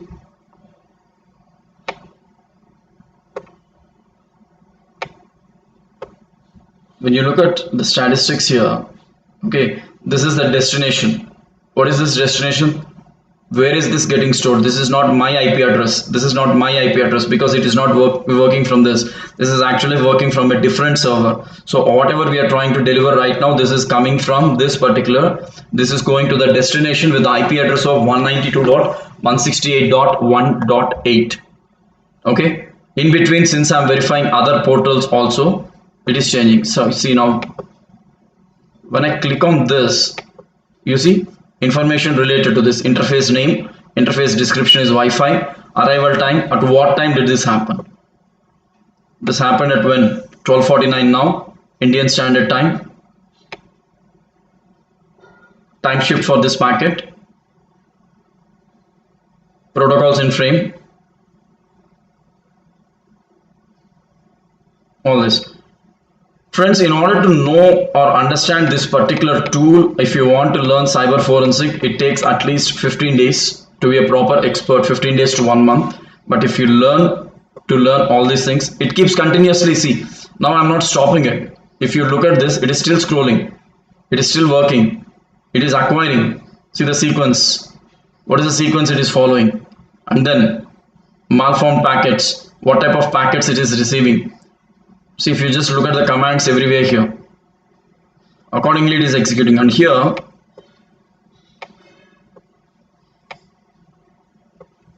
now I take the statistics, capture file properties. Till now, whatever has been considered, see, name. Now this data I can give it to someone in case if my network is hacked by now. I can keep up this data and I can say what is the hardware, OS, application, Wi-Fi interface, how many packets are dropped, nothing, so everything has been fine. Capture filter, nothing. Link type Ethernet, packet size limit, this many bytes, how many packets have been captured, in what time span, okay, and how many bytes, average packet size, display, everything. You get a complete statistics of all these things. You can analyze, see, display filter macros. This has been highlighted here, see, in the blue.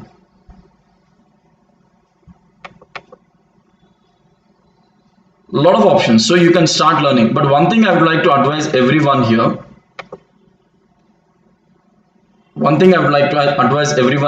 before I end up this discussion, if you really wanted to make a career in cyber forensic, if you want to really make a career in terms of cyber security or ethical hacking, trust me, it really takes a little time to learn, but you need to be very, very secured, and you need to assure that you are not going to misuse the data.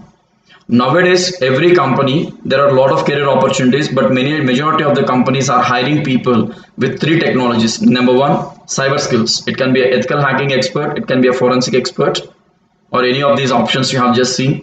One with artificial intelligence, the other with IoT, and also with machine learning, like in terms of data analytics. But data analytics can be done with all this. Again, if you are good with AI, you can be a part of cyber security. If you are good with machine learning, you can be a part of cyber security. If you are good with IoT, you can apply cyber security in IoT, or you can learn cyber security and apply it in IoT. IoT cyber security is the most hot cake, I should say. And then you should also be able to learn different applications. You can do a basic programming in C or C++ using or even for using Java for this forensic, and you can just work on a lot of analysis. You can use R, you can use Python, all these things. So those who are seriously interested, if you wanted to learn, you can just drop in your emails, or you can ask Anil Varu. So I'll send you some information like how can you be a better forensic expert, what are the things you should learn, what certifications are you supposed to do. And trust me, the packages are not going to be the same like what you get for a normal software engineer. The salaries are going to be somewhat bigger. So my one suggestion to all of you, when you're about to pass out from your colleges with a graduation, you be prepared or be ready with the technologies that the world is looking for. The world is looking for people with cybersecurity knowledge, with artificial intelligence, machine learning, IoT, especially in AWS, and then cloud computing. If you want to be a data analyst, these are the hotcakes. Just be prepared with this and get it done. And we have experts who can help you.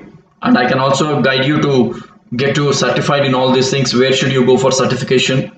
And certification would cost you somewhere around 10 to 15,000, a minimum of. But if you spend that, you are going to be into a huge network. Presently, I'm doing training for 15 people on cybersecurity and ethical hacking. They're about to complete their certification, and I'm hiring 3 out of them because for my own projects. So there's a scope for everyone to be a part of this vertical in this industry across the globe. Only thing is you need to be patient enough to learn the forensic science, to learn digital forensic, to learn cybersecurity aspect, in fact, to learn the upgraded needed technologies and try to be a part of it. So again, thank Balaji and Anil for giving an opportunity to be a part of this session today, and I hope this was useful. And please, my dear friends, do not get down or do not let you go down. Even though this is a hard time, you still have opportunities. Try to spend 1 or 2 hours in a day to learn some new skill, and by the time COVID relaxes to some extent, the market opens, then you are the one who should be ready. Just get a logo on the top of your resume which says he is certified, and that makes a big difference. Just don't come out with a BTech or a BSc or a BCom graduation and say that I'm a passed out guy. Many passed outs are sitting in Amirpet, but only those who meant or who dreamed about their job, who wanted to be someone unique, they did certifications, they spent the money, and they came out with a productive outcome, and today they are directly in the companies with high paid salaries. Even today Cisco is hiring, IBM is hiring, Tech Mahindra is hiring, but they all need certified people. They just don't need people who come from a normal course. Certification is very different from certificate. So I wish you all the best. Thank you very much again. Thanks for being a part of this particular session, and that's all from my end for today. Thank you very much.